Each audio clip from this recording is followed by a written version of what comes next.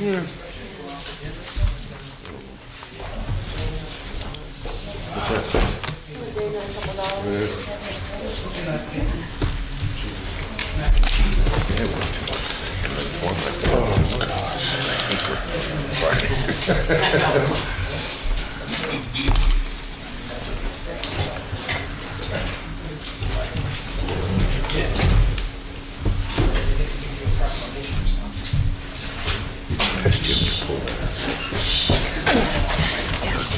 The drugstore and got the nerdiest glasses. 360 minutes. Glasses I can find. Reminds me of what's the kid who? Yeah. No. Well, yeah, I remember him too. Urkel. Little blonde kid who? Malone. Did he have those glasses? A little blonde kid like this. I don't remember. I think it's yeah. It's not too bad. I kind of like them. $9.99 at Cook's Pharmacy. Look, Beth, look. Nerdiest. You look very distinguished. They're reading glasses. Oh, just like the cheaters? Yeah. They look nice though. I like the old-fashioned looking ones. But mine are like a cat eye one. Oh, yeah.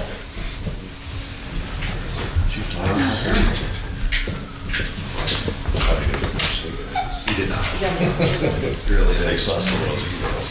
Yeah, times it work. That's why he does. Oh, 400. Just so that's why he does that. You guys know. T-minus 60 seconds. And he gets shocked when they run it back in 5.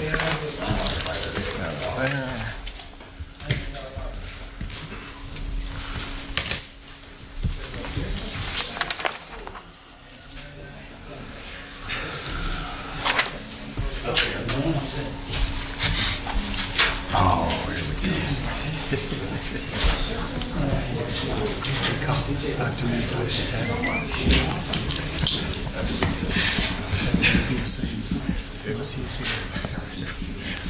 All rise, please. I almost did. Look, everyone listen to you. Look at that. Wrong guy to listen to.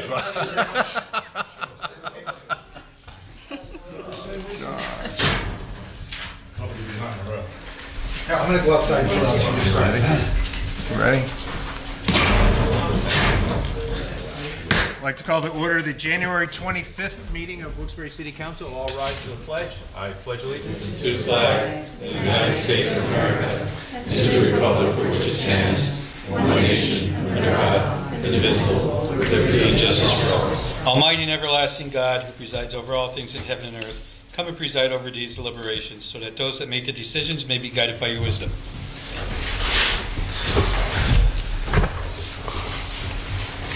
Okay, good evening. Roll call. Mr. Barrett. Here. Ms. Gilbert. Present. Mr. Merritt. Here. Mr. Beluska. Here. And Mr. Brooks. Here. Also in attendance tonight is Controller Darren Snyder, Administrator Ted Wampel, Assistant City Attorney Maureen Collins, the Capital Projects Program Manager Joyce Zakowski, and Administrative Assistant Lisa Sanfilippo. First of all, one announcement. There is one item that is going to be, was asked to be separated from the consent agenda resolutions, and that is the resolution regarding the assessment of the city's parking system. So when we get into the formal voting, it will be the consent agenda resolutions, then the single vote on the assessment of the city's parking system, and then the that would be it. No ordinances tonight.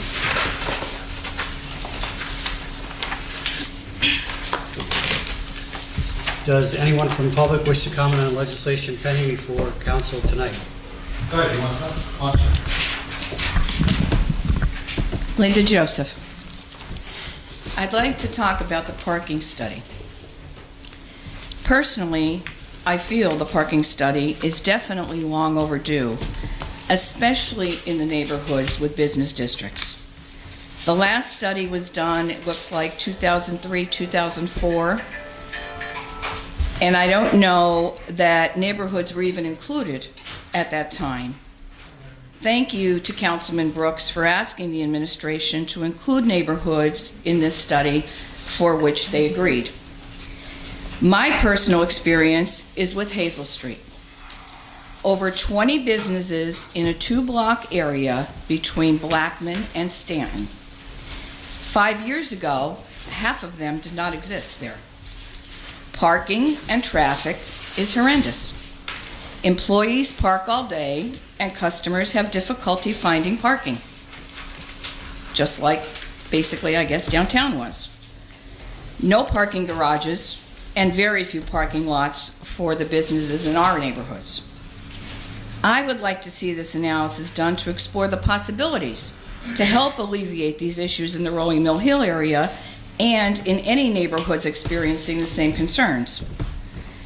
This study is part of Harrisburg's directives and PFM's recommendations to keep us out of Act 47.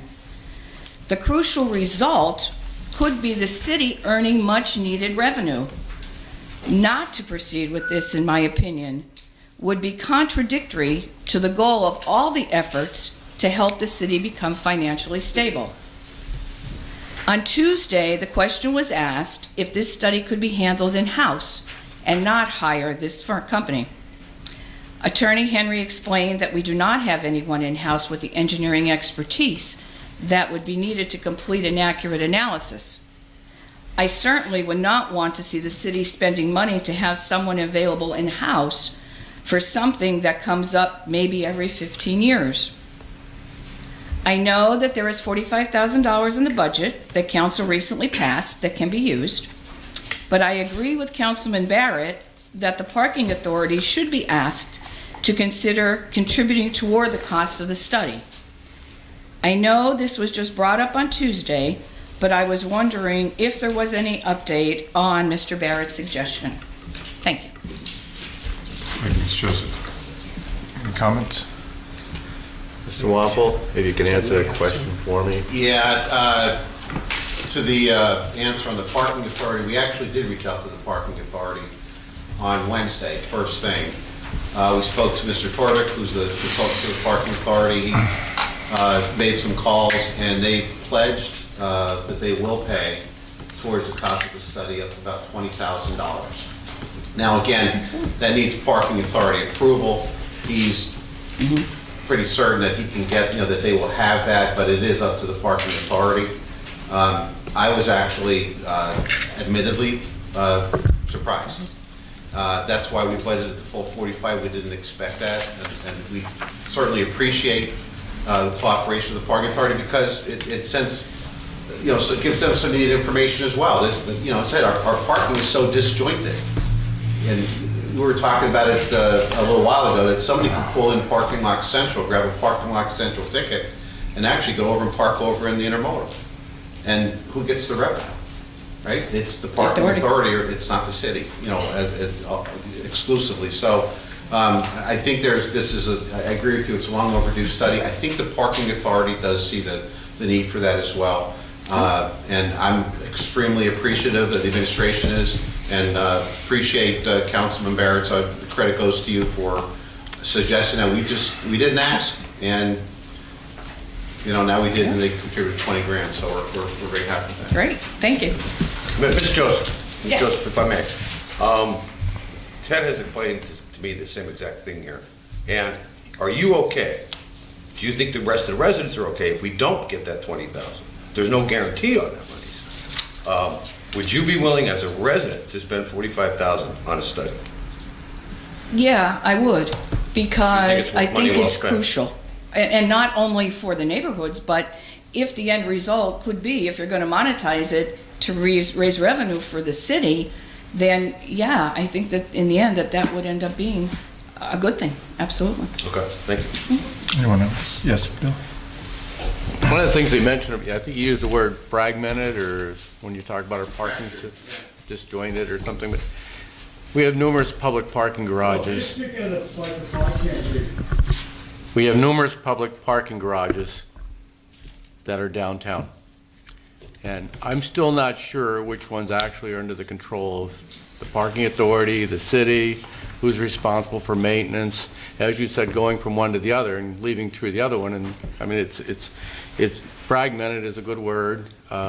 We have not only the city administration involved in it, the police, the parking enforcement, there's a lot of, and of course the parking authority. And all the parking assets are controlled by one of those departments. Needless to say, with the police, I mean, that situation has gone on for years with parking enforcement. That has never been resolved as far as where their role is in it. We're still paying for that. That's no secret. We discussed that at the budget. I think we need to look at all of that. And importantly, as was mentioned, the neighborhood parking situations as well. So I'm glad to hear that you've reached out to the parking authority. Thank you for doing that. I'm glad to hear that they appear to be receptive to working with us. And it's not just the contribution of the money. That's great, but working with us to determine what the issues are and what way we can best move forward and eliminate that fragmentation that currently exists. And it would be to the benefit of not only the parking authority, but the city as well, but more importantly, the people that are using these assets. I appreciate that, and, you know, it goes back to, I think I brought this up initially when we first had talked about looking at the parking, going back to when we were talking about the parking meter rates. You know, one of the things that, first things I did when I came on board was met with Larry Newman from the Diamond City Partnership, and we kind of were walking around Public Square, and he was explaining to me about the parking. I'm not going to be the dead horse with this story, but, you know, the point is, you know, our parking is upside down. We're trying to get that corrected. There's so much wrong with the parking that I think the time is now, and again, based upon PFM's recommendations, so today, that it's a good time to take a look at this parking and get it right, whatever that is, so. And the recommendations that do come out, we certainly are going to have a say in following through with those, whether we agree or disagree. It's not. Yeah, and on top of that, you see in the proposal from the provider that there's a phase 2 to this. So at the end of phase 1, if council doesn't feel it makes sense to go to phase 2, we don't go to phase 2. But, you know, we have to at least move forward and do something and then look at it and say, okay, now it makes sense to continue to move forward. So I'm advocating for its passage tonight. Thank you. Anyone else on pending legislation? Angel Mathis. I have questions regarding the 6 feet of the right-of-way for Kings because I'm directly affected by it because they are my neighbor. When will this take place? During what hours? How will the noise and the loitering be? The noise level and the loitering be controlled? Because they do have fantastic security. However, since I've been there for 10 years, their classes have gotten progressively worse. So, have you been provided with any of these details? And if you haven't, and even if you have, please vote no. Because they have a lot of green space where they can actually use in the area. Okay. Do you have any questions for me? No? We have no. I think what you're trying to ask, I think what they'll have it, that outside area open when they are open for business. So whatever times they may be. Please vote no, because like I said, I'm directly impacted. They don't move, they are rude, they are loud. And I am their neighbor, literally. Ms. Mathis, Yes. I just want to mention that during the work session, it was pointed out, as it always is for matters of this nature, that they are going to be serving alcoholic beverages, but that will be under the auspices of the Pennsylvania Liquor Control Board. So they're responsible for meeting all of those state liquor control board standards. So And we're they'll have to take sandwiched measures to between do the that. And as Councilman Belusko said, they were asked what the hours of operation would be, and he said only when the students are in session. And it would not be, I got the impression that it was not going to be late hours.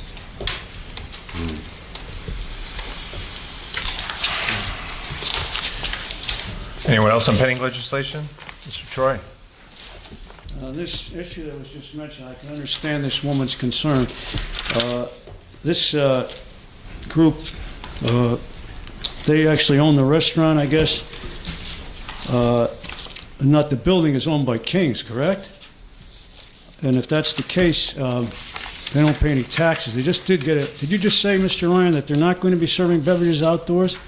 I mean, alcoholic beverages? They are going to be selling alcoholic beverages. They're not going to be And if they do, they are. And if they do sell them in...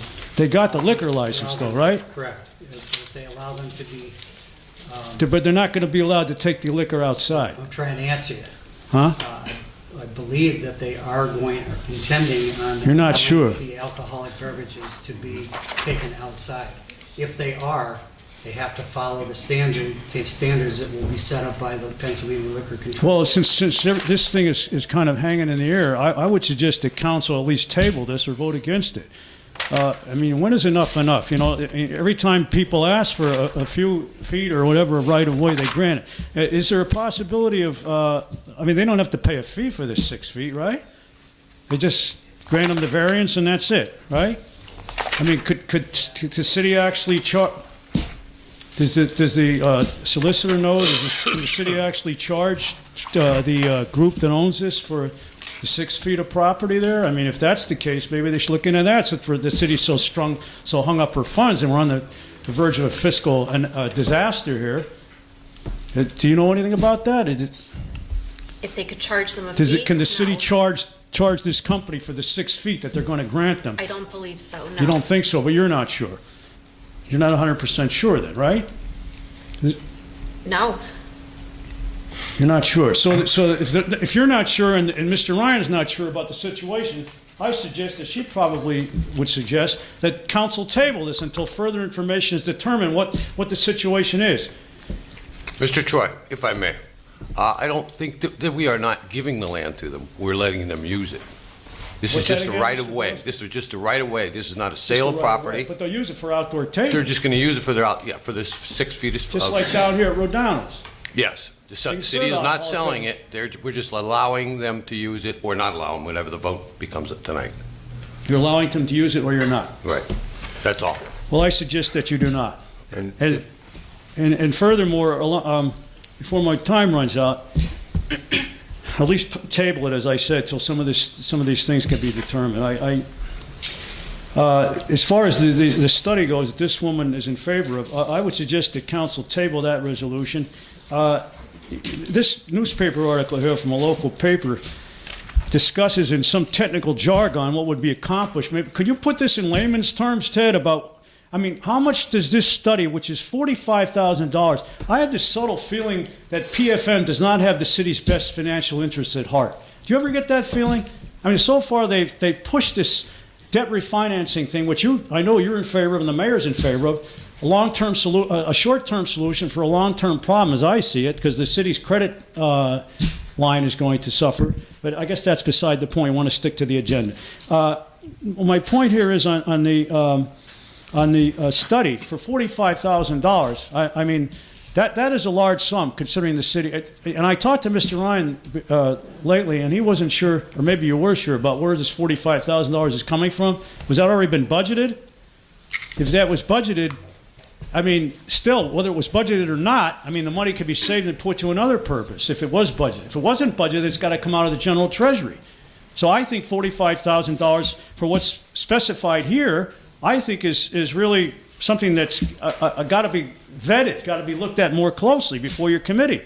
This council and this city government, this administration, as well as the previous administration especially, is notorious for going forward with studies and projects and you know, with all kinds of expenses, with pie in the sky prices. For instance, I still can't get over that one during the Layton administration, the $5 million that you voted for, Mr. Barrett, for that company that's supposed to save the city money for energy, which I guess it has. It issues reports that you save money, and yet taxes still go up. The city's still on the brink of a financial collapse, and PFM is doing its job. I guess they're making some money out of this thing, all these recommendations that they make. But I would just, in my time remaining, suggest that these two aspects of the agenda be put on the back burner Until further vetting of this thing, the project, the parking authority study, and once you get into phase 1, you're probably going to get into phase 2, and God knows how much. And let's specify what phase 2 is going to cost before you jump into phase 1.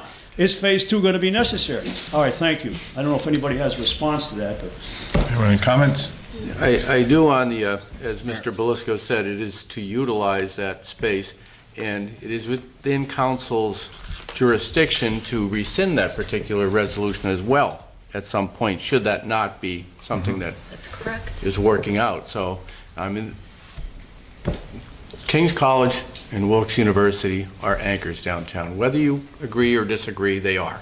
They're not going anywhere. They've been a good partner with the city. And to allow them to utilize 6 feet of a sidewalk for a couple tables, I don't think is a bad thing. You may disagree. If it doesn't work, the alternatives are the Liquor Control Board can yank that part of their license, or we can rescind this resolution and stop that because it remains city right-of-way. I don't think it's an unreasonable request. They were here Tuesday talking about how they will patrol it, they will monitor it. It's part of their business and their business license that they've acquired for the business. If there's a problem there, they risk losing their license entirely, and they're not going to do that over a couple tables sitting out on the sidewalk. You have been other places where you have seen it. You see over here in Public Square, you see the same thing going on. It's not a bad thing. They're not going to be out there throwing beer cans through windows or anything like that. That's not going to happen, and they're going to make sure it doesn't happen. They're sure it won't happen. If it were to ever happen, we simply rescind it, and it goes away. It's as simple as that. I wouldn't give them the benefit of the doubt, Mr. Barrett. You're famous for And that. as far as, Thank you. well, let me chime in on that, because you made a comment a moment ago about the energy saving project. It is reaping results. We had a report on it a few months back. $5 million. Is it worth it? Yes. Take a look at the building across the street. That Well, show building me the across the results, street wouldn't 'cause all have an I got air is conditioning a system. bunch of figures from that. What's the name of I'm it? not going to go into all of that because it's not on the agenda. But just be careful when you criticize something when you don't have all the facts. I have the facts. Thank you, Mr. Troy. Anyone else on pending legislation? Mr. Williams?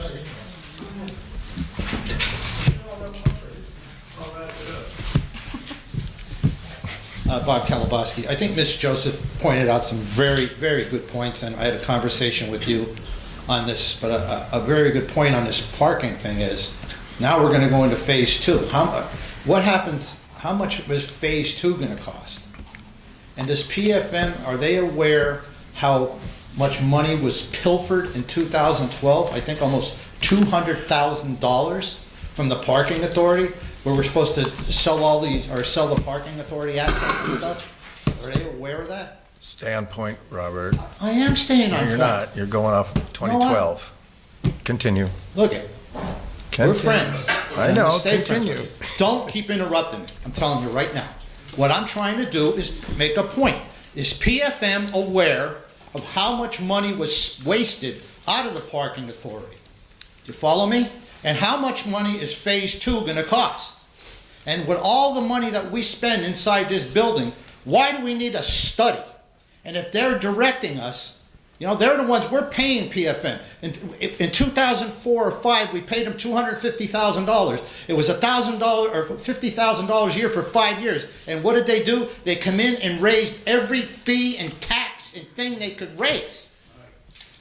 And now here they are back again. They're making more money, telling us basically what this parking thing has done. And I do agree with Ms. Joseph. I try to stay off Hazel Street. It is dangerous. Somebody is going to get killed. I almost hit somebody the other day, but luckily I was going the right speed. Stop. And they just throw their doors out, throw themselves in front of you. And then if you run them over, they sue you. She's right. But why? How much is phase 2 going to cost? And I would like this council to maybe wait a week or two on this. I mean, all of a sudden this thing just comes up. I mean, are these people that they want to save us money, but yet they want us to spend more money, and now we're talking about a phase 2. A phase 2. Don't forget, we all fought. It wasn't just me. There was dozens of people fought when they were trying to, when Tom Layton, the rape of the parking authority that they did, and he was the one that got all the campaign contributions from the Fox Rothschild. I understand, but it's the truth. It's all the truth. So I just think I want to get an answer on how much phase 2. Another thing is with King's College. I can't believe that this council didn't object to that liquor license. Liquor license. Do you ever see how many police calls are up there? The problems up there with alcohol? Now we have King's is going to serve their students booze. Why don't they start selling them cocaine too? But here's what I'm going to ask council to do. They got a liquor license. That liquor license is commercial. That restaurant is commercial. The chicken place on the square is commercial. Let's look at revoking their tax exempt on that building. And let's tax exempt Leo on the main. Because how would you feel, Tony? Me and you are going to buy Sununus's, and then we're going to buy the Vesepios or whatever it is. So now there we are, paying taxes, paying everything, and now these people got a liquor license. They have to be on some kind of special alcohol up there themselves to put, you're going to give these kids alcohol? Look at the problems. Just ask the officer there, the calls up there, ask the lady there what it's like for these people to be pissing in your front yard and doing everything else, puking all over the place, and now they're going into a commercial venture selling alcohol. So why don't we look at this? Get in the sidewalk? Do it. But I want them buildings taken off the tax. I want them buildings on the tax roll. Because how do you think that Sununus's feels? Now all of a sudden there they are. And the thing that with King's is, where me and you are going to be able to have to charge $15 or $20 for a little meal, they're going to be able to do it cheaper. They're going to take business off these people downtown that are barely making it, probably, and now they're in a commercial operation. So if you want to give them the sidewalk, go ahead. But let's take them two buildings off the tax. We'll put them back on the tax rolls. That's what I say. I just can't believe this council didn't object to that liquor license. Bill, you were a policeman a long time. Remember what it was over King's? It's a little bit different, but not much. There's still problems over there. There's still assaults. There's still beatings. There's still stuff being stolen. But now we have the King's they're in the liquor business. Why don't we do this? Why don't we let them open up a casino there too? You know what I mean? Hey, maybe one of us will go up and hit the big six or something. But I think it's unfair. And Ted, if I could get the answer, what's phase 2 going to cost?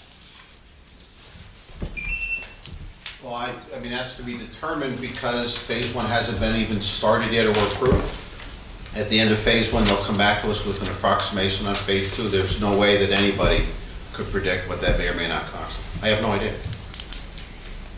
Well, they don't have an idea. I mean, nobody has an idea. Well, Okay, good. That's right. Okay, talk? Go ahead. Oh, Go ahead, Bob. Okay, well, Yeah. council. We're taking care of business here. Oh, I'm sorry. I missed your last one, too. Can I say something on Yes, that? Mr. Barrett. I agree with you in part of what you're saying about the tax exempt status of certain properties. And that's something that I know the Pennsylvania Municipal League has been looking at. I've been at a recent, I don't know if it came up when you were there, but it does seem to be an issue. When you do have tax exempt church, school, certain schools or whatever, that are going into commercial enterprises on a tax exempt property. And that is something that I know is being looked at, but it's not something that we make the determination whether property is tax exempt. It's frustrating. It is very frustrating because it's open to the public. It's not something that's solely for their use. And they are, not just King's, but a lot of tax exempt properties are making a profit from the public while maintaining a tax exempt status. I don't know how far along it's getting, but it is certainly something that we're seeing more and more of, and it's not just Wilkes-Barre, Bob, it's a lot of places that are doing that. So I'm not disagreeing with that. I don't know what the answer is, but again, we don't determine what is tax exempt. That's at the state level, if I'm not mistaken. Maureen, I believe that's where that rests. I'm not sure which department determines that, but you're seeing more and more of that where they're getting more into commercial enterprises, and that is not fair, as you said, to other businesses in the area. But again, we don't have the ability to stop that. If they want to use 6 feet of the sidewalk, they had the ability to go out and buy a liquor license. They went through the proper process, got it transferred from another place, and they want to serve alcohol, and that's their decision. But I also agree with what you're saying about the tax exempt status, whether it's a square footage thing, whether there's a way to subdivide it. But again, That's a whole nother issue that our legislators need to work on. Mr. Brooks, you think maybe you could ask the city attorney's office to look into this? In other words, basically, you're tax exempt because you're nonprofit, okay? Maybe you should direct the powerful office of the city attorney to look into this. In other words, here's your catch. Tax exempt. They're tax exempt because they're non-commercial. Now they're taking business off our other people. Come on, Jim. Right, where are we going? I'll finish, but here's the thing. Let's ask the council, why don't you just do a resolution or just ask the attorney's office, say, let's look into this. And why can't we look at removing them off the tax exempt roll? They're in commercial operation now. So I'll make a comment, then I'll give it to you, to Jim. So Chick-fil-A, Leo on the Main, rent from King's. So they pay rent. So they can't be taxed, but they pay rent. There's a mercantile tax on rental income. Plus, their establishment businesses, they pay sales tax, wage tax for their employees like anyone else.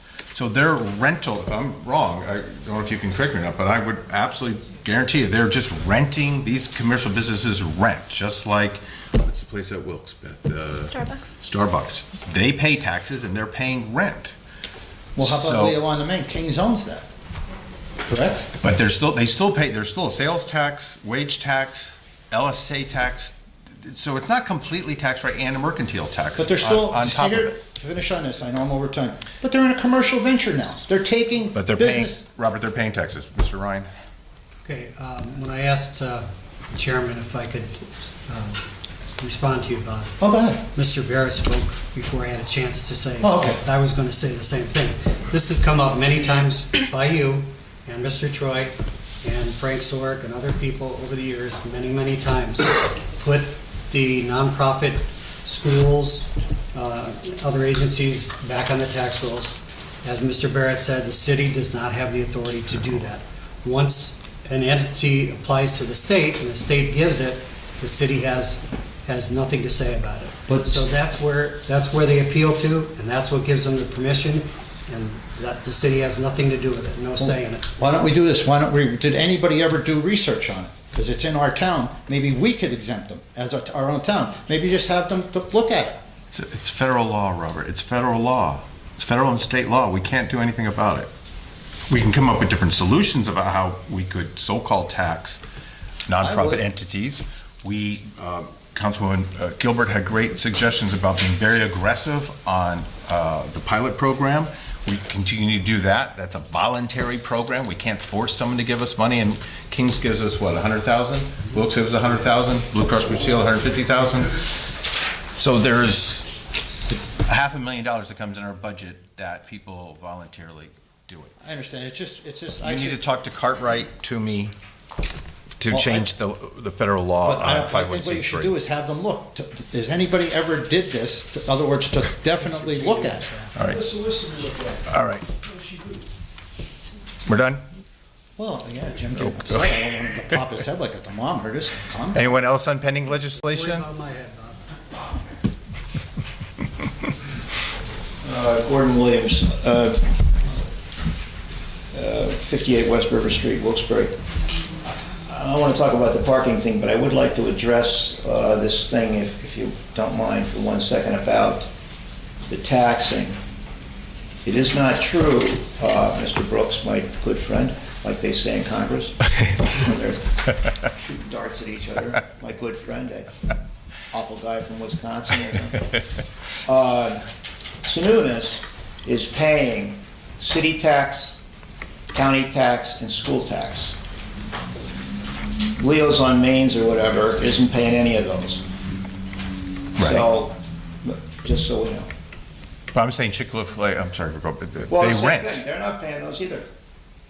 but they're They're not paying renters. city tax. Okay. They're not paying school tax, and they're not paying county tax. Starbucks is not paying school tax, city tax, or county tax. But Frank's Pizza across the street from Starbucks is. Correct. So it is not fair. And I do think that you folks would maybe have the authority to just say to these people, no, you can't have these stores. I don't know. I don't even care really, but I'm just saying that it isn't fair. I do care, but that wasn't my subject. Sure. My good friend. But what I do want to talk about is this parking authority thing, or the parking, the matter of reviewing the parking study. As you know, I'm still angry about the increasing the meters to $2 an hour. It was a mistake. It continues to be a mistake. It'll always be a mistake. And I don't even care what these people that are going to review the situation say. It's a mistake. My father was lieutenant commander in the Navy during the Second World War in the Mediterranean. And one of the few things he ever told me about the Navy was that an expert is an SOB from a different ship. Now we're gonna pay $40-some thousand for these people to come in and tell us what we already know and what we could probably do for ourselves. So I was against it. However, I went to see The Darkest Hour, and I parked in the parking garage, and I left, and we went in the afternoon, and when I left, there was this nice young lady in the booth, and I asked her, how late is the booth open? How late do you pay? Just curious. She says, 8 o'clock. So I said, well, if I come in here at 7 o'clock in the morning and I leave at 8:05 at night, what do I pay? She says, nothing. Well, that got my interest. So the next day, I went to Tai. So I figured, well, I don't want to pay all this money to park on the street. So I figured I'd go in the lot. So when I left the lot, I said, how late are you? He said, 11 o'clock. Not long after that, a fellow that works in Franklin's said to me, he said, you know, the city's missing out on a lot of money. Why is that about the parking? He said, you know, when you go to the Kirby or whatever, if you park in the parking thing, you go in the Kirby, you come out, you don't pay anything. Now, so let's say there's 800 cars go to the Kirby and they park in these lots around here and they come out and they don't pay anything. That's $6,000. So, like within not a lot of time, just the Kirby, and the people that go to the Kirby, they don't care if they're paying $6 to park their car or $16 to park their car. They're already paying $80 to go to see whatever they're going to see. So I'm getting to think then, you know what, this is totally out of control, and so maybe we need somebody from a different ship to come in and tell us what we already know. So subsequently, I am very much in favor of going with this, even though I don't like to see us spend the money. But I think the long-term benefit of this study might be very helpful for the future. If it does include the parking authority, which I guess it does. I would assume. Anyway, so I frankly hope that you do vote in favor of it. Thank you, honorable gentleman from West River Street. Anyone else on pending legislation? John? John Tosky, Owen Lane. First, I just want to get to one thing that Bob was saying, though, about doing research about these properties that don't pay, that don't have to pay property taxes, which they don't have to pay property taxes. I was at a school board meeting about a year or two ago, and Ray Wendelowski brought it up that that him and other solicitors look into it. So maybe you want to kind of give him a call and ask him about any kind of research that him or any other solicitors did about the properties, tax-free properties that are running businesses. Commercial businesses. I don't think you should give this that 6 feet to the main or whatever, the King's building. because, they're basically subsidized. It's not fair to the businesses that are right there that are well established, and you have to compete against a multi-million-dollar business who doesn't even have the overhead of property taxes. If they're going to have a liquor license there, limit their seating a little bit. Be fair to the businesses that are well established there. Now with this Art League grant, they're rescinding, and they want a three-phase commitment. Do you have to commit to all 3 phases now? Is that a commitment to 3 years, or is this just a commitment to 1 year? My understanding is the state of Pennsylvania came to the Art League and told them to reapply for this. So there's no guarantee. It's because, it's not our decision, it's Harrisburg's decision. Yeah, but I don't really think... There's no guarantee that they can get the money. But you guys, you guys should be kind of taking the lead and telling the state a little bit what you would want. But I guess you got to take orders from whoever, whoever's going to give you the money, I guess. I just think that our money's way spread out. You guys want to give the Art League all this money, but I don't. I have all everything that you have. Us. I'm just correcting you. Okay. Harrisburg will give them money. You are passing them along to compete with all these other grants that you have, and you didn't even put anything in for roads. Roads or anything like that. I've seen many other places put in grants for roads, and our city, puts grants in just for nonprofits. I just want you guys to table this Art League one and till the next meeting and ask for something for roads to be alongside of that, and then you could go and send 2 grants through at the same time, because there should be something. Everybody at the meeting on Tuesday complained about roads. I heard many of you complain about roads, and I don't see any money in here for paving roads or redoing roads. You guys could use this, put a grant in, for this money to redo some roads, and maybe the potholes won't be as bad, because instead of patching these things, you actually fix them. That's all I have. Thank you. Any comments? On the LSA grants and roads, I don't know if anybody's been successful in getting money from the LSA grant to pave roads.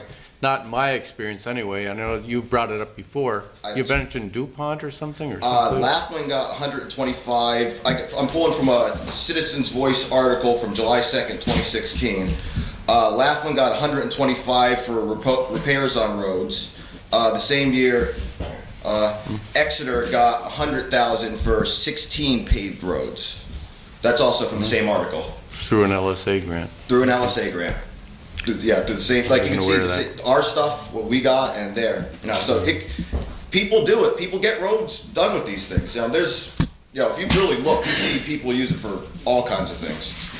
Well, I'd suggest we research that, see if that is true, and not that I doubt what you're saying, the article. I'm pulling from an article. I didn't see the paperwork of what the roads they actually did. So you know what I mean? Maybe they're doing, maybe that's something that can't be done, but maybe it's something that can be done. We could use a few million. Might start. Anyone else on pending legislation? Thank you. Okay, before we get into Ms. Gilbert wants to make a statement, I'm going to, as a refresher for the public, as always, go into the opening statement. Tonight's meeting is a regular session of City Council. Please turn off all cell phones. According to the First Amendment, this meeting is limited or designated public meeting, as all regular sessions of City Council are. The chairperson is the presiding officer of the meeting. As City Council meeting, specific rules and procedures of council are followed. Stop it, The list Robert. below are examples. You're not here to make fun of us. Please, Robert. We don't need these stupid rules. Ladies and gentlemen. Yes, we do need rules in America. I'd like to point out Mr. Kowalski, who always says he never makes fun of anyone or calls people names or is inappropriate at council meetings. That's Mr. Kowalski. I have the right to say, because Jim, we don't need The chairperson is the presiding officer of the meeting. Robert, please. It's ridiculous. Please, hey, please. It's ridiculous. Robert, I'm warning you, please. I have the right to stand.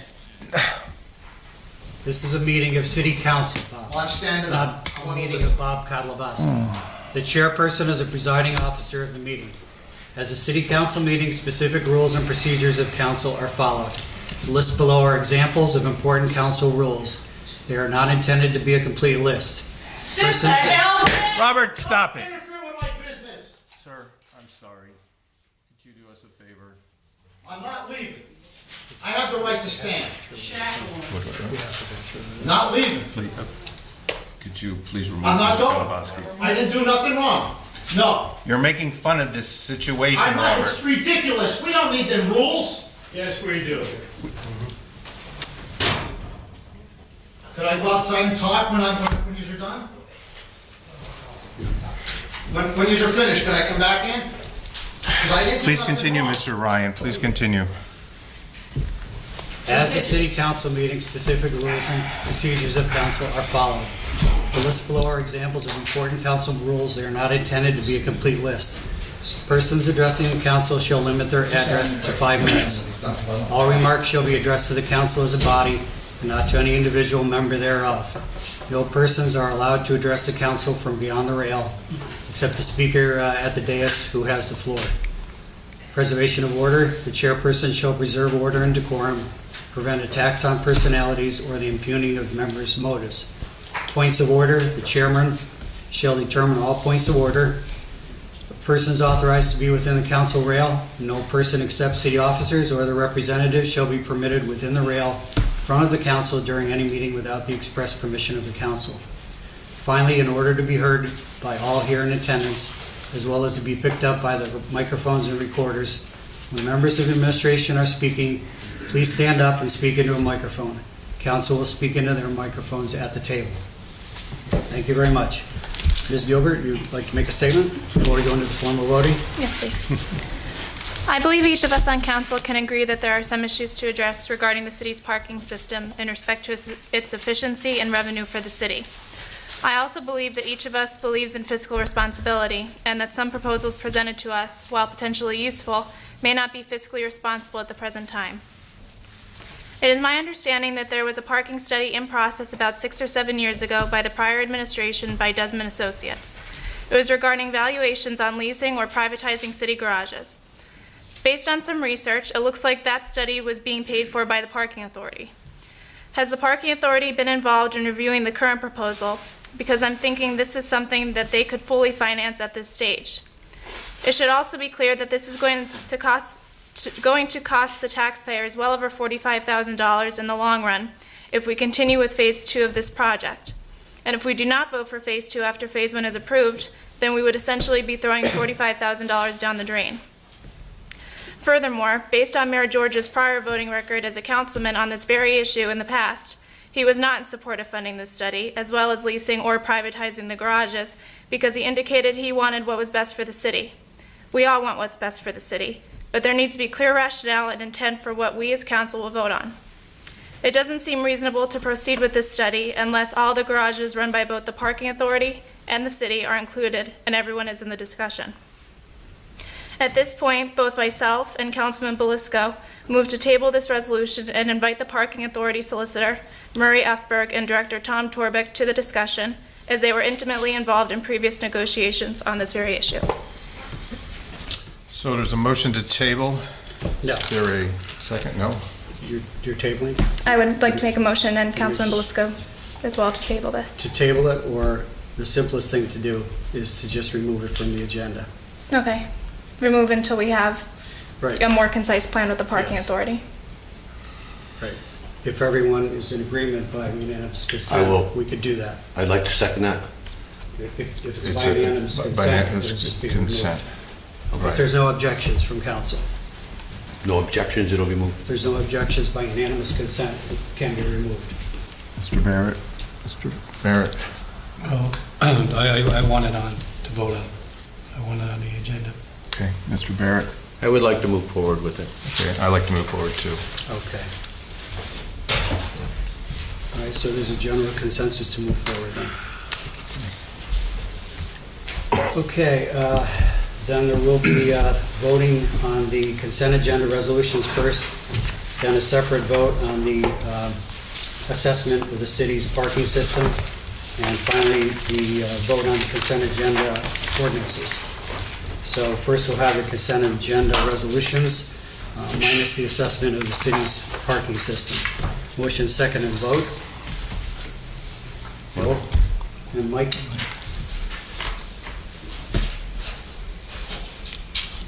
Okay, Mr. Barrett, Yes. Ms. Gilbert, Yes. Mr. Merritt, Yes. Mr. Beluska, Yes. and Mr. Brooks. Yes. Motion passes. Next is a single resolution relative to the assessment of the city's parking system. Motion second and vote. Motion. Mike Merritt, and Bill. Mr. Barrett, Yes. Ms. Gilbert, No. Mr. Merritt, Yes. Mr. Beluska, No. and Mr. Brooks. Yes. Motion passes.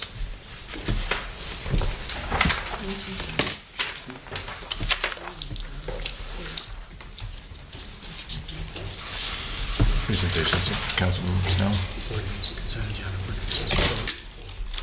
Finally, there's the consent agenda on the ordinances. That's right. Oh, there is no ordinance. I'm There's no sorry. ordinance. Yeah. Sorry, there is no ordinance. You're right. Okay. Presentation by council members. Councilman Barrett. I have nothing additional since Tuesday, other than the fact that I've seen that there is some road work going on, which I appreciate. Thank you. Councilwoman Gilbert. Yeah, I have a couple things. For one, the house that caught on fire on East South Street, is there any progress with that as far as, is anyone going to tear it down, or are they repairing it or anything like that? I will check into that. I don't have a, Okay. Also, it's been brought to my attention that regarding this resolution with the parking agreement, have you been in contact with other council members regarding this, Mr. Wampel? have I been in contact with? Regarding the parking study? Have you called to discuss any further? I've lobbied for their approval, for it. Okay. I was just curious as to why I wasn't involved in the discussions. And all due respect, Beth, I didn't anticipate, based upon the comments you were making, I didn't anticipate your approval. Okay, well, in further discussions, can I please be involved when you contact every other council member except myself? That's all I have. Councilman Merritt. Yeah, Ted, prior to the Christmas holiday, I asked about the blinking light on North Main Street at Elm Street. There's two red lights out, one in each direction, going north and one going south. And right, and I understand that the person who fixed it in was a failure, was out. Are they back it? Can we get it fixed?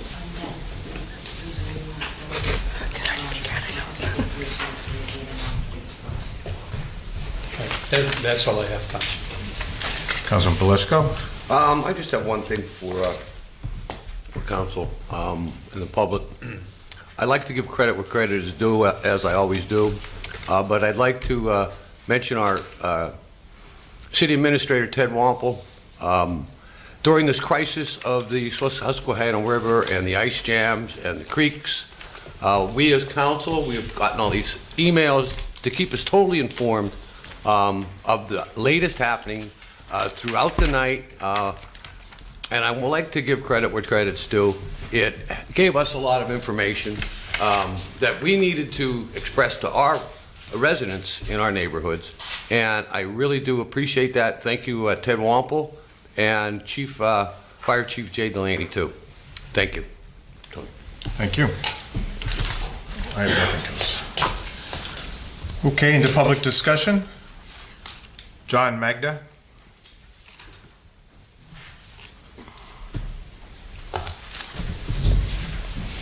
As I wrote on there, we have quite a few problems in the Parson section of Wilkes-Barre. The most, one that we have to address tonight is the dredging of Laurel Run Creek above the bridge towards Motor World. 2006, I was flooded. I wasn't along the creek. We could go back a lot of times and everything else, but the one of the major problems is that PennDOT told me that there is a sewer pipe that is blocking some of the flow of the water. On 2006, we had a small stream coming down Mobile Drive, and we had a creek go over on both sides and flooded everything. Now, it went so far down, it dug up a big, small crater in Middle Street, and the smaller one down. And then if you go down on Glover Street, the main reason that we put a walk bridge in there with McWherty was so they wouldn't get flooded. All right? We took out the car bridge, okay, it saved the city money, that wasn't it. We just wanted our friends and neighbors down on Glover Street not to have to be, they were being flooded every year. They put a lot of money into the drainage there on Glover Street. Now, what also happened there was a car parked in the yard. It ended up with its nose and front tires on the ground and their rear tires on the wall at a 45-degree angle. Now, this was caused, PennDOT put in a new concrete, we call it dam, and water cannot go through that small hole and come out a big hole. This is our main problem.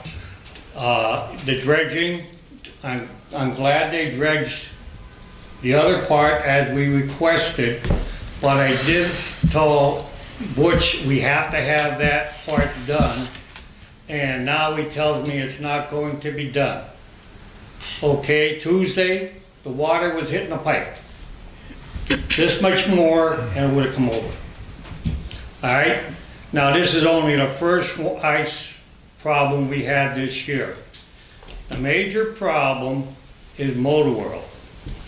It's a macadam city, and their roadway was complete creek. Second of all, they have a catch basin on their property that's supposed to catch the water coming off of that macadam. All right?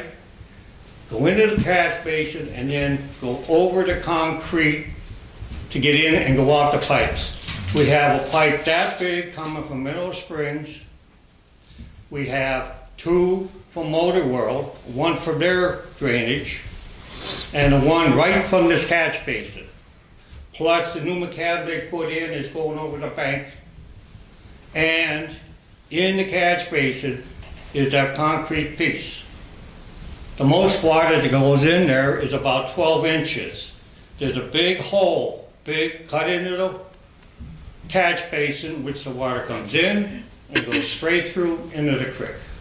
That is useless, and Michael Simonson was supposed to take care of that in 2006. I'm still waiting for a report on it. Now, if we get flooded, there's going to be a problem again, like I said. The other thing is, that part, both sides, according to PennDOT now, both sides of the creek, 50 feet they're responsible for, the rest of it the city is. Now, they told me they can't do it because the flat rock above where they're gonna go in. No, that's not a problem. There's no wall up there. The problem is where those trees and the extra dirt is still there, making that hole smaller. And if anyone knows physics or anything else, they'll know what I'm talking about. Now, I suggest that the city get together with PennDOT. All right, that's what they suggested, but you have to make the call to see how that's going to be cleaned out. They have to clean out 50 feet according to them. And this was told, I think it was the Butch. We talked with Butch a lot. Now, he got that, and Ted got that all cleaned out. Okay, now, if it doesn't get cleaned out, we're done. We're gonna get flooded again, and down Glover Street where we worked with the city to get them not flooded, they're getting flooded again also. Does anyone have any questions?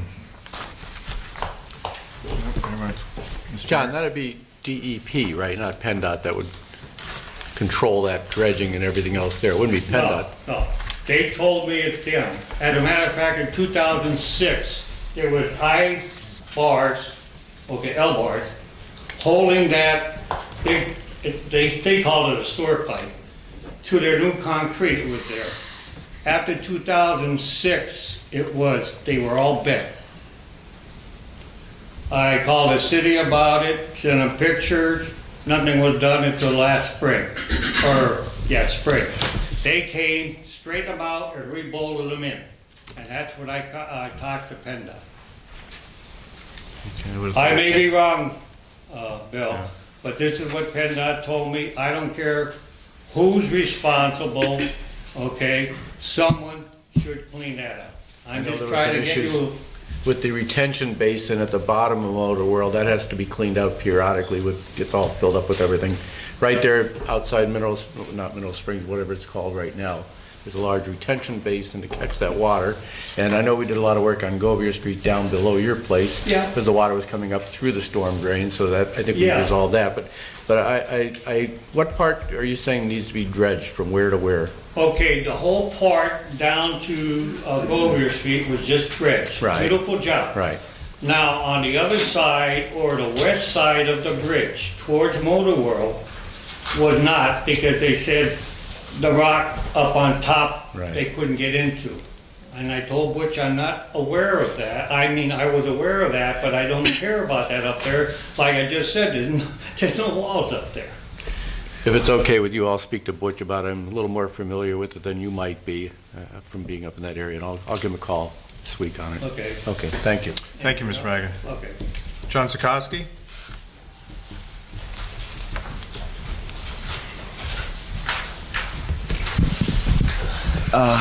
John Sahosky.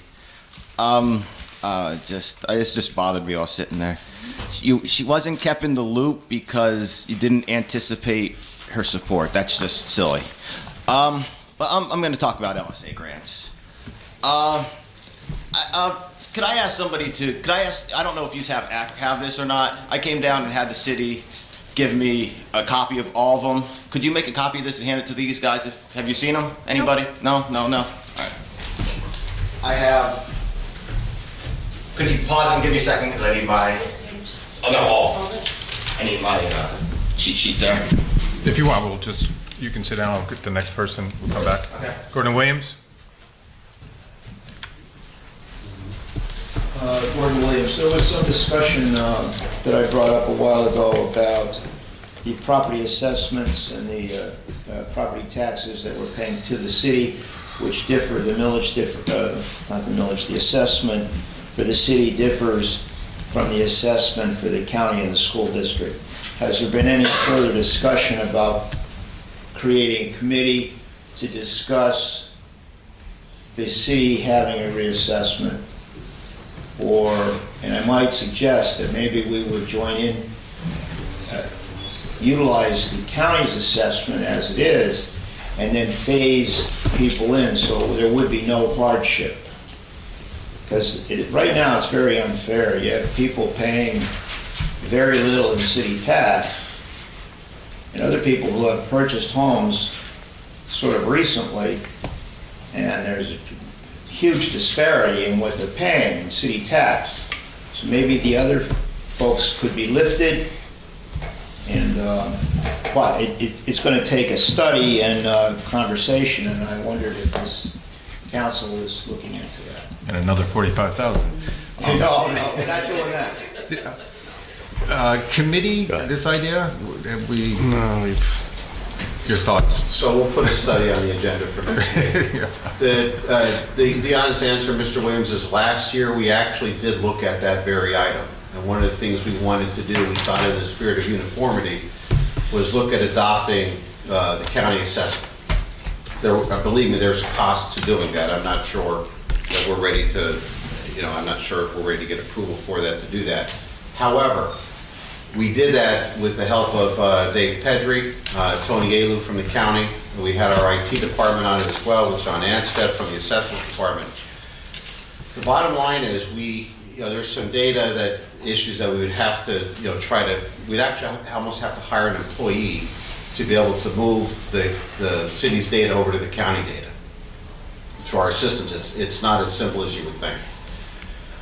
But the issue was, as everybody that's gone through assessment, and maybe you know, that when you do a reassessment, and that's what this would be, that it's a zero-sum game. I believe it's for 2 years.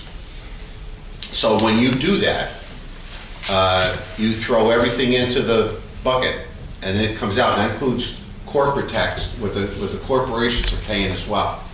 Everybody's taxes assessments get thrown in. We pulled 10 different properties at random after they came up with the millage to determine what that would be. We pulled properties from all over town. We pulled new properties, old properties, recently purchased properties, properties that have been in somebody's family for a while. Every single property, every single personal property would be facing a tax increase. Where the discount or the change in that comes in, the commercial properties would see a reduction. Now, we don't make those rules. So, at that point, we abandoned the property. Because I don't think, and the mayor doesn't think, that at this point, we're ready to do an assessment just for the ease of consistency, to put a reassessment on the backs of every single person that owns a home in the city of Wilkes-Barre. It can be done. The brakes would come to the corporations and the commercial properties. So, I mean, I agree.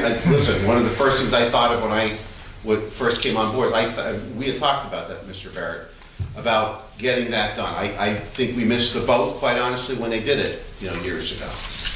And I thought for the ease of, we talked about Tony, when Tony bought his home, you buy your home through the county, you knew exactly what the assessed value is.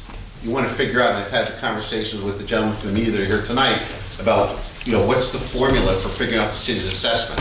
I have no idea. You'd have to give it to somebody to figure it out. And so you don't know what your city's assessed value is. You can look it up, but you can't figure it out. So we thought the easiest thing would be to look at adopting the county assessment. As simple as that sounds, there is a price to be paid. Again, it has to be. You can't change the rules. It's a zero-sum game. So the increase that the personal property, that the personal homeowner pays compared to what corporations would pay and the benefit they would get, we didn't think that made sense. Again, maybe we disagree on that, but that was our status on it. Can I respond from my Back up so we can hear him. Please, so we can hear you. Yeah. I think the problem, my view is that, do we do it now and cause everybody angst, or do we wait for another 20 years when it's just totally out of hand? Which I think it is now. If we raise the assessments, the millage will go down. With new assessments, the millage will go down because we need so many millions of dollars in property tax. So if the total assessment is, say, $1 billion, and they reassess it at $2 billion, then if the millage is, say, 40 mils, then it would go down to 20. So, I mean, the numbers can be worked out. And I think they could be phased in so that the people that are hardly paying anything could start to pay more, and the people that are overpaying could start to pay less. I don't understand about the commercial and how you're relating to that. It would take a much more in-depth meeting and discourse. But I think it's a matter of when we do it, not if we do it. We'll have to do it. Hasn't been done since 1960. So that's all I'm saying. Mr. Rose, I don't disagree with you. I think it's long overdue. And actually, if you come and you advocate for us to continue that process, if council wants to do that and council advocates us doing it, we don't set the rules though. And I, honest to God, looked them up. We don't set the rules. You can't just gradually phase people in and lower people down. We pulled 10 properties. So if you're advocating them to go ahead and do that, so that the individual property owner in the city of Wilkes-Barre pays more in taxes, some of them were doubling and tripling. And again, we're talking about people that have owned the properties for a long time. Linda, you and I have had this conversation. But where the break comes in, and we've had discussion, the break comes in on those commercial properties, because you're right. You know, if it's $1 billion goes to $2 billion, if it's 40 mils it goes to 20, then forget all that. It's, you know, I don't care what my millage is. I certainly care what I pay. I don't care if you want to charge me 129 mils, whatever the city is, and compared to 6 mils for the city. I care what I pay. And if you're going to tell me the mills are lower, but my taxes are higher, I have a problem with that. I have a problem with that.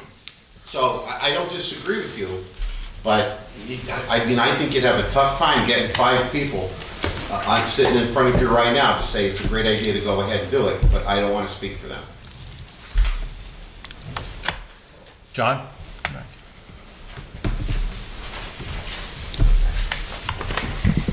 John Tomsky.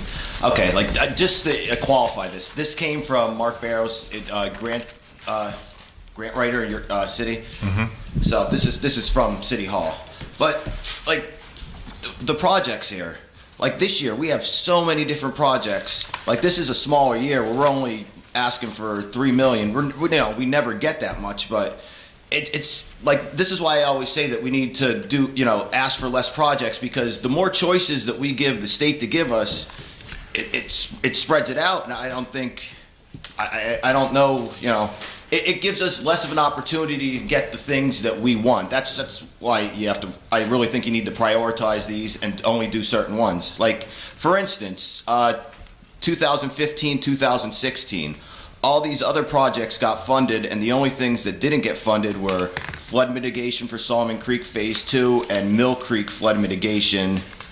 Those two are the only ones that didn't get funded. And then December 2016, that's when, the Solomon Creek wall fell in. The city was asking for $4,337,916, or $4,337,916. But this, the state, I guess, didn't really see it as that much of an issue, but as soon as the wall fell in, here comes all the Democratic, guys to come in and say, we're going to bring you money. But before the wall fell in, nobody was, they weren't as concerned. Every year you could look back and see, they're asking for millions there, and they only got a few $100,000 back. They're asking for money, and, the city's seen what was going on. I give the Layton administration, you guys do one of these? Did you guys ask? I believe you did the one year. You asked for 5.7, which was, you did what you could do. It's just, you had to guard that money, and that's, things like that you're competing against, these things are competing against each other, and that's why I would like these guys to do less grants and more infrastructure, because those are the things that really that everybody are going to be able to use. Like, everybody's hitting potholes now. If you fix, if you guys got money now for potholes and said, it's going to take a year probably to get that money, but by, a year and a half, 2 years, you're going to have paved road, and you guys could say, we use this money to pay for that. It might not be the sexiest thing compared to, these other nonprofits, but, roads are the most important thing. If you want to talk like economic development, the thing that developed, helped economic development from the beginning of time were roads. That developed economics much more than anything else. But I really want you guys, I had this for about 6 hours, so I got to look at it. So all you guys, look at which, some of these things, like, God, like in 2007, 2008, for some reason we were, a city council approved this where we sent it to the state for Mohegan Sun drainage improvements. They're not even in the city, and you could really see that the state likes giving us money for like electronic surveillance. The camera system's $1 million in 7-8. Like I don't think we should give those guys the state that kind of choices. That's why I was pushing back a little when you said that the state said we need to redo that grant. I don't think that we should be taking orders. We should give them as few choices to give us our money, because every year you can see they're giving us usually at least $1 million, $1.5 million. You know, the one year, you got the what year is this? 2010, 2011, we got 2.716, with $2 million for the Wilkes new science building. But then you look at the next year and we only got 700,000. So, you know, if you're gonna get these big projects for people, it looks like the next 2 years we didn't, you know, we got 700,000, 925,000, you know. They took a little money away because we got a lot of money up front. So, you know what I mean? So if you guys, you know, want to do all these big projects, you know, you might pay for it. You need, you know, roads and things for citizens. That's all I have. Thank you. You have a comment? Yeah. Sure. First off, thank you for, you know, getting this and giving it to us. I think it really puts everything in perspective to see it all in one place. You know, I mean, we go along and we approve it and everything, but to see it all together is kind of, you know, eye-opening. And that's not to say that all these projects aren't important, but I do agree with you that I think that there needs to be a narrower focus on our priorities. For instance, last year, Solomon's Creek, that was a huge priority for us. And I think that by, as you said, by applying for more and more money for all these other places, it does kind of narrow our chances of getting a full amount for a more worthwhile project. So, but thank you for bringing this up, and I think that you really brought this conversation to the forefront, you know, to something that really wasn't talked about that much before, so thank you. I will say, my one comment is, wow, we've gotten $14 million out of this program over 10 years, which is pretty spectacular since we compete against 76 other boroughs. Don't take this the wrong way, John, but you have to go to all 76 other public sessions and boroughs and say, please don't apply for, let your nonprofits apply. We're only one of 76 that are competing for this stuff. And I think it might be a slightly flawed logic to think if we only submit one grant, we're going to get it. If we submit one grant, we might not get it at all. And I also have a fundamental disagreement with the politicalization of this whole process that the Commonwealth's Finance Authority have set it up. I don't believe we should really be gatekeepers to the nonprofits. In my opinion, I would let the nonprofits and municipalities apply directly to Harrisburg and let the bureaucrat technocrats to figure it out amongst themselves. Like there are other different programs, like for example, Keystone Foundation, which does historic preservation. That doesn't come to us and we say yes or no and then let it go to Harrisburg. It goes right to Harrisburg. That's just my thoughts on the subject. Anyone else? Yeah, real quick, Tony. Yes. In year 5, 2011 and 2012, Gateway Streets improvements, I'm sure that included some paving. We put the request in for 1.6 million and got nothing. The previous year, targeted infrastructure improvements, 2.8 million, got nothing.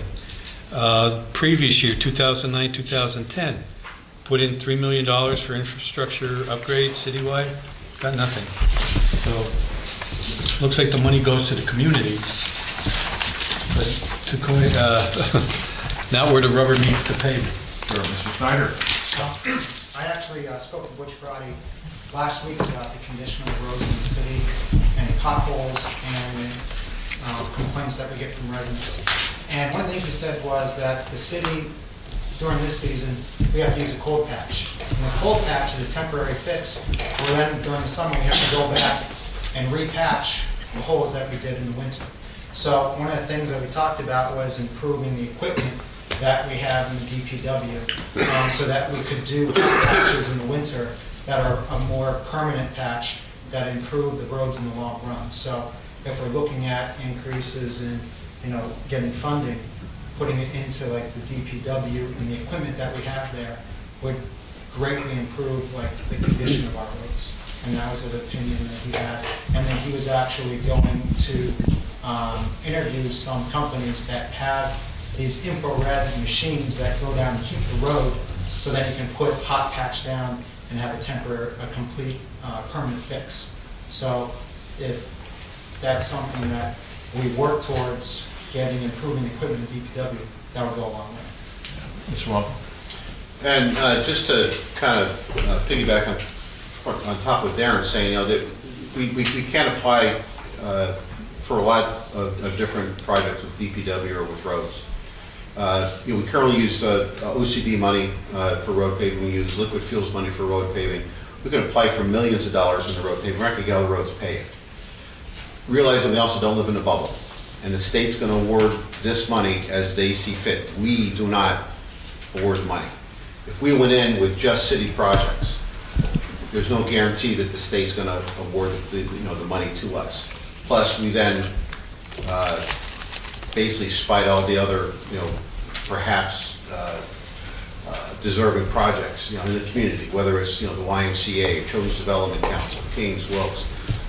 We agree or disagree on the guard project, but, that helped to keep, a company in downtown Wilkes-Barre with 1,000 jobs. And I'll defend that, to the day I leave here. They didn't give you a choice.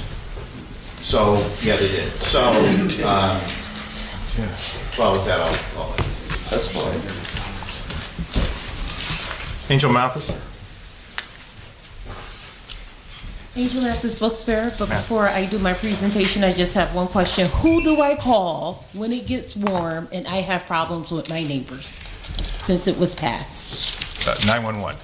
And what happens when they get there and everyone's dispersed? I do at the college parties all the time in my neighborhood. You call again. I have 3 issues. My first issue is on the corner of Union and East Union and North Washington, where across, not the corner of the Thomas C. Thomas building, but directly across, there's a patch in the sidewalk where it looked like it may have been electrical, where it was a board covering it. Now the board has deteriorated and now it's just a hole in the sidewalk there. And my second issue is in the mobile at the end of the island before where it turns around. I'm not sure if you guys know that on this, it's either the 2nd or 3rd level where the cables are. Some of the cables are broken, so when it rains, all the water just pour down between the ventilation system and where the parking ends above, and it just literally pours. And then my third question is, and I'm just a little bit concerned about this, now that it is cold, the buses do have to idle. When was the last time the emissions were checked? Second question. You're looking at the intermodal, right? I actually think that they're aware of that being an issue right now. I think that's already being looked at. And your third question would be an LCTA question. Okay. Right, so we don't check their No, the only emissions. reason why I asked, because for a while before, the emissions light was always on. Right. And so I just don't have time to notice that, and with my schedule, I haven't had a chance to go to LCTA. I would imagine LCTA has an annual schedule that is regulated by the state. Okay, I'll contact Norm. Yeah, okay. Thank you. All right, thank you. Sam Troy? You left. Tony, might you be able to talk? Linda Joseph? Tony, you're violating my rights. I want to be able to talk. I just have 2 things. Ted, I know the calendars will be coming out soon. And I know last year we seemed to have a problem with the post office, I believe, that they didn't get dispersed as they should have. Are we going to have a better system? Are they going to make sure that they deliver them this year? Because a lot of residents were complaining, and we actually took lots of them to our meetings and things to try to get them to everybody. But I was just wondering, hopefully they're going to follow through and deliver them the right way. Anything else? Oh, yes. Done? One other thing. I have attended council meetings now for almost 2 years. And there's something that I notice, and I have become very evident of how this operation works. And I just want to let everyone know that when there's a work session on Tuesdays, in many respects, that's as important as this session is on Thursdays. Because many things are brought up and discussed, or speakers, or presentations, or whatever it is, that you'll hear when you come here today, you'll hear a council person say, I have nothing since Tuesday. Or you'll hear nothing about the presentation that was given, or this so-and-so made a presentation. I encourage you, and I know it's hard to do 2 days every week, I encourage people to come on Tuesday, because I have learned personally more on a Tuesday than I have on a Thursday. Even though we can't speak, it's a whole combined, the whole week is combined, and it's important. So, for your own knowledge, I think it's a great idea if people try to come on Tuesday for their own satisfaction. That's it. We're more entertaining on Thursday. Oh, definitely.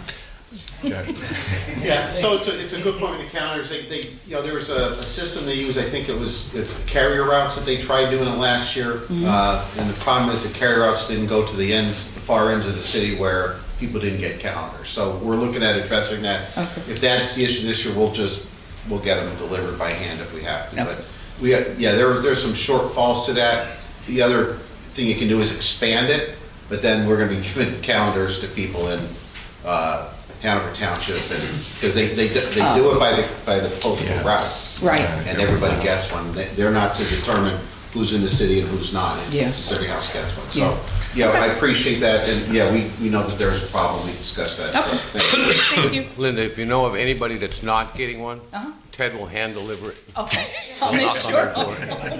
Yeah, in between my parking studies. Okay. And secondly, Linda, you don't know how right you are when you talk about the work sessions. Mm-hmm. And when it happens all the time where someone will say, well, I want to know about this. Well, that was discussed at the work Exactly. session. And now we're going to get into it all again. Exactly.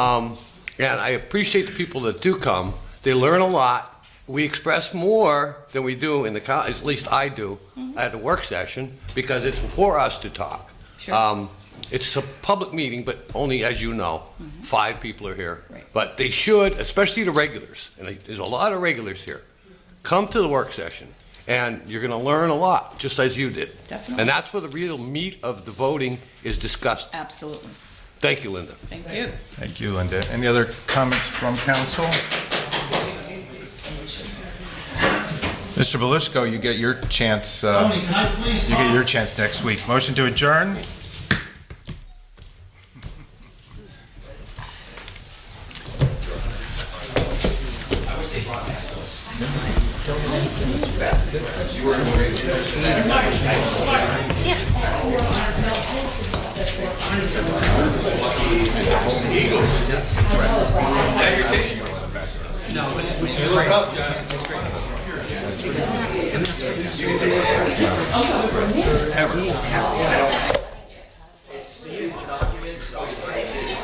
Here's my card.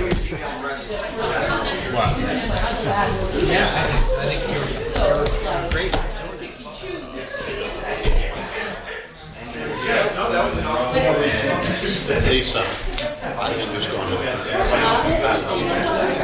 Biggest jerk I have to say, and he calls it every other day. I have to, and I just go, okay. It's like, holy moly, hiring and firing every single police officer.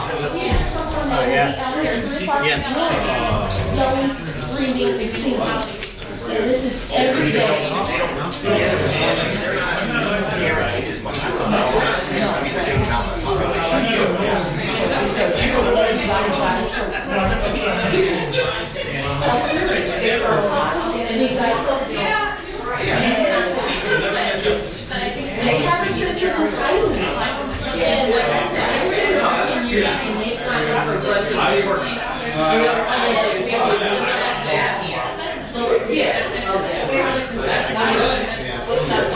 We're talking like the last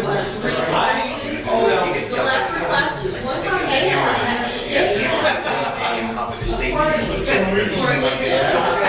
almost an entire block from the new building.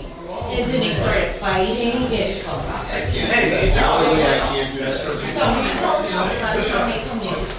because the last time that happened, one of the guys ran around the building and was hiding behind our dumpster.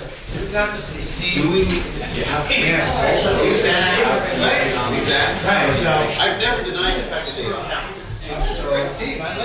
I've never denied that they have talent. That's amazing.